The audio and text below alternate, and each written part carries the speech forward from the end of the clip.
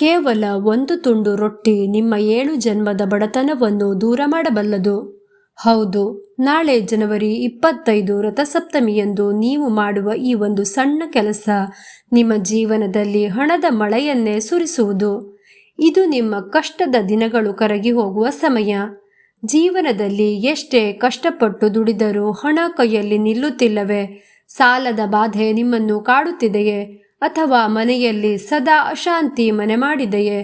ಇದಕ್ಕೆಲ್ಲ ಕಾರಣ ಜಾತಕದಲ್ಲಿರುವ ದೋಷಗಳು ಇರಬಹುದು. ಆದರೆ ವರ್ಷದಲ್ಲಿ ಒಮ್ಮೆ ಬರುವ ರಥಸಪ್ತಮಿ ಎಂಬ ಈ ಮಹಾನ್ ಪರ್ವಕಾಲವು ಎಲ್ಲ ಸಂಕಷ್ಟಗಳಿಗೆ ಮುಕ್ತಿ ನೀಡುವ ಶಕ್ತಿಯನ್ನು ಹೊಂದಿದೆ. ಆ ಅದ್ಭುತ ರಹಸ್ಯವೇನು ಎಂದು ತಿಳಿಯಲು ಈ ವಿಡಿಯೋವನ್ನು ಕೊನೆವರೆಗೂ ನೋಡಿ. ಇಷ್ಟವಾದರೆ ನಿಮ್ಮವರಿಗೂ ಶೇರ್ ಮಾಡಿ. ಉತ್ತಮ ಮಾಹಿತಿಗೆ ಚಾನಲನ್ನು ಸಬ್ಸ್ಕ್ರೈಬ್ ಮಾಡಿ. ಓಂ ನಮೋ ಸೂರ್ಯನಾರಾಯಣಾಯ ಎಂದು ಕಮೆಂಟ್ ಮಾಡಿ. ಇವತ್ತು ನಿಮ್ಮ ಜೇಬು ಖಾಲಿಯಾಗಿರಬಹುದು, ನಿಮ್ಮ ತಲೆ ಮೇಲೆ ಸಾಲದ ಹೊರೆ ಇರಬಹುದು, ಅಥವಾ ನನ್ನ ಜೀವನ ಇಷ್ಟೇನಾ ಎನ್ನುವ ಹತಾಶೆ ನಿಮ್ಮನ್ನು ಕಾಡುತ್ತಿರಬಹುದು. ಆದರೆ ನೆನಪಿಡಿ, ಸೂರ್ಯ ಉದಯಿಸುವುದು ಕೇವಲ ಜಗತ್ತಿಗಲ್ಲ, ನಿಮ್ಮ ಜೀವನದ ಕತ್ತಲೆಯನ್ನು ಓಡಿಸಲು ಕೂಡ. ಶಾಸ್ತ್ರಗಳು ಸುಳ್ಳಾಗುವುದಿಲ್ಲ, ಋಷಿ ಮುನಿಗಳ ಮಾತು ಸುಳ್ಳಾಗುವುದಿಲ್ಲ. ನೀವು ನಂಬಿಕೆಯಿಂದ ಹೆಜ್ಜೆ ಇಟ್ಟರೆ ಆ ಬ್ರಹ್ಮಾಂಡದ ಶಕ್ತಿಯೇ ನಿಮ್ಮನ್ನು ಕುಬೇರರನ್ನಾಗಿ ಮಾಡಲು ಸಿದ್ಧವಿರುತ್ತದೆ.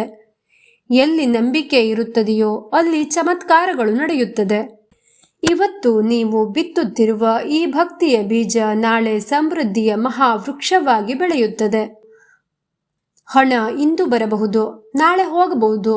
ಆದರೆ ರಥ ಸಪ್ತಮಿಯ ಈ ಪುಣ್ಯ ನಿಮ್ಮ ಜೊತೆಗಿದ್ದರೆ ಎಂತಹ ಕಷ್ಟ ಬಂದರೂ ನೀವು ಅಲುಗಾಡುವುದಿಲ್ಲ. ನಿಮ್ಮ 7 ಜನ್ಮದ ಬಡತನವನ್ನು ಸುಟ್ಟು ಹಾಕುವ ಶಕ್ತಿ ಈ ದಿನದ ಕಿರಣಗಳಿಗಿದೆ.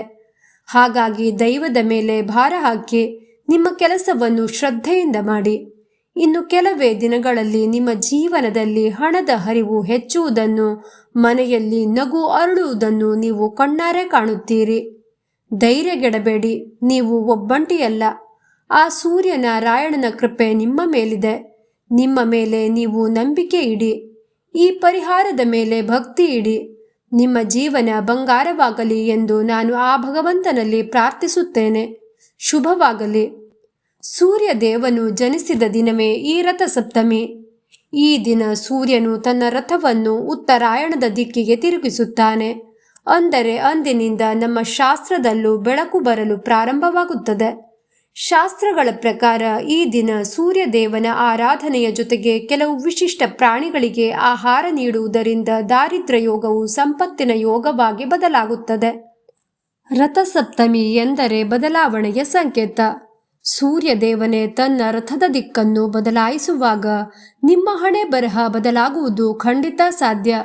ನೀವು ಮಾಡುವ ಈ ಪುಟ್ಟ ಸೇವೆ, ಆ ಕಪ್ಪು ನಾಯಿಗೆ ನೀಡುವ ಒಂದು ತುಂಡು ರೊಟ್ಟಿ, ಅದು ಕೇವಲ ಆಹಾರವಲ್ಲ, ಅದು ನೀವು ಭಗವಂತನಿಗೆ ಸಲ್ಲಿಸುತ್ತಿರುವ ನಿಮ್ಮ ನಂಬಿಕೆಯ ಅರ್ಜಿಯಾಗಿರುತ್ತದೆ. ಕಪ್ಪು ನಾಯಿ ಎಂದರೆ ಕೇವಲ ಪ್ರಾಣಿಯಲ್ಲ, ಅದು ಕಾಲ ಭೈರವನ ರೂಪ.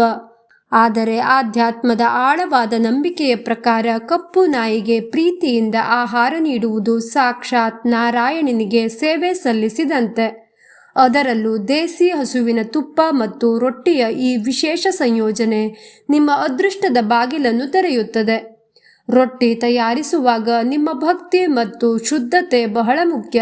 ರೊಟ್ಟಿಗೆ ಶುದ್ಧವಾದ ಗೋಧಿ ಅಥವಾ ಜೋಳದ ಹಿಟ್ಟು ಬಳಸಿ. ಗೋಧಿ ಸೂರ್ಯನಿಗೆ ಪ್ರಿಯವಾದ ಧಾನ್ಯವಾಗಿದೆ. ಜೋಳವು ಭೂಮಿಯ ಸತ್ವವನ್ನು ಹೊಂದಿದೆ. ರೊಟ್ಟಿ ಮಾಡುವಾಗ ಸಾಧ್ಯವಾದರೆ ಸ್ನಾನ ಮಾಡಿ ಮಡಿಯಿಂದ ಇರಲಿ. ರೊಟ್ಟಿಯನ್ನು ಸುಡುವಾಗ ಯಾವುದೇ ಕಾರಣಕ್ಕೂ ಎಣ್ಣೆ ಬಳಸಬೇಡಿ. ಒಣ ರೊಟ್ಟಿ ಇರಲಿ. ರೊಟ್ಟಿ ತಯಾರಿಸಿದ ನಂತರ ಅದರ ಮೇಲೆ ದೇಸಿ ಹಸುವಿನ ತುಪ್ಪವನ್ನು ಹೇರಳವಾಗಿ ಹಚ್ಚಿ. ದೇಸಿ ಹಸುವಿನ ತುಪ್ಪವು ಸಾಕ್ಷಾತ್ ಲಕ್ಷ್ಮಿಯ ಅಂಶವಾಗಿರುತ್ತದೆ. ಇದು ರೊಟ್ಟಿಯ ಶಕ್ತಿಯನ್ನು ಹೆಚ್ಚಿಸುತ್ತದೆ. ನಾಯಿಗೆ ಆಹಾರ ನೀಡುವ ಕ್ರಿಯೆಯು ಒಂದು ಯಜ್ಞಕ್ಕೆ ಸಮಾನ. ರೊಟ್ಟಿಯನ್ನು ಕೈಯಲ್ಲಿ ಹಿಡಿದು ಕಪ್ಪು ನಾಯಿಯ ಮುಂದೆ ನಿಂತಾಗ ಕಣ್ಣು ಮುಚ್ಚಿ ಜೀವನದ ಸಾಲ, ಅನಾರೋಗ್ಯ ಅಥವಾ ಉದ್ಯೋಗದ ಸಮಸ್ಯೆ, ಆರ್ಥಿಕ ಸಮಸ್ಯೆ, ಕುಟುಂಬದ ಸಮಸ್ಯೆ, ಮದುವೆ ಸಮಸ್ಯೆ ಯಾವುದೇ ಇರಲಿ, ಅದನ್ನು ಮನಸ್ಸಿನಲ್ಲಿ ಸ್ಮರಿಸಿಕೊಳ್ಳಿ. ನನ್ನ ಈ ಕಷ್ಟಗಳು ಈ ರೊಟ್ಟಿಯೊಂದಿಗೆ ಕೊನೆಗೊಳ್ಳುತ್ತಿದೆ ಎಂದು ಪ್ರಾರ್ಥಿಸಿ. ಕಪ್ಪು ನಾಯಿಯನ್ನು ಕಾಲಭೈರವನ ರೂಪ ಅಥವಾ ಶನಿ ದೇವನ ಅಂಶವೆಂದು ಭಾವಿಸಿ ಪ್ರೀತಿಯಿಂದ ನೀಡಿ. ನಾಯಿ ರೊಟ್ಟಿಯನ್ನು ತಿಂದರೆ ನಿಮ್ಮ ಕರ್ಮದ ದೋಷಗಳು ಕರಗುತ್ತಿವೆ ಎಂದರ್ಥ. ರೊಟ್ಟಿ ನೀಡುವಾಗ ಸಮೃದ್ಧಿಗಾಗಿ ಓಂ ನಮೋ ಭಗವತೆ ವಾಸುದೇವಾಯ ಎಂಬ ಮಂತ್ರವನ್ನು ಹೇಳಿ, ಅಥವಾ ಕಷ್ಟಗಳ ನಿವಾರಣೆಗಾಗಿ ಓಂ ಕಾಲಭೈರವಾಯ ನಮಃ ಎಂಬ ಮಂತ್ರವನ್ನು ಪಠಿಸಿ. ಹೇ ಪರಮಾತ್ಮ, ಈ ರಥಸಪ್ತಮಿಯ ಶುಭ ದಿನದಂದು ನಾನು ನೀಡುತ್ತಿರುವ ಈ ಅನ್ನದಾನವು ನನ್ನ 7 ಜನ್ಮದ ದಾರಿದ್ರ್ಯವನ್ನು ನೀಗಿಸಲಿ, ನನ್ನ ಮನೆಯಲ್ಲಿ ಸುಖ, ಶಾಂತಿ ಮತ್ತು ಸಮೃದ್ಧಿ ನೆಲೆಸುವಂತೆ ಮಾಡು ಎಂದು ಪ್ರಾರ್ಥಿಸಿ. ಈ ಪರಿಹಾರ ಮಾಡಿದ ನಂತರ ನಿಮ್ಮ ಜೀವನದಲ್ಲಿ ನಿಂತು ಹೋಗಿರುವ ಹಣ ನಿಮ್ಮನ್ನು ಹುಡುಕಿಕೊಂಡು ಬರಲು ಪ್ರಾರಂಭಿಸುತ್ತದೆ. ಬಾರದ ಸಾಲ ವಾಪಸ್ ಬರಬಹುದು, ಅಥವಾ ಅನಿರೀಕ್ಷಿತ ಮೂಲಗಳಿಂದ ಧನಲಾಭವಾಗಬಹುದು. ಕೆಲಸದ ಸ್ಥಳದಲ್ಲಿ ನಿಮ್ಮ ಮೇಲಾಧಿಕಾರಿಗಳೊಂದಿಗೆ ಬಾಂಧವ್ಯ ಸುಧಾರಿಸುತ್ತದೆ.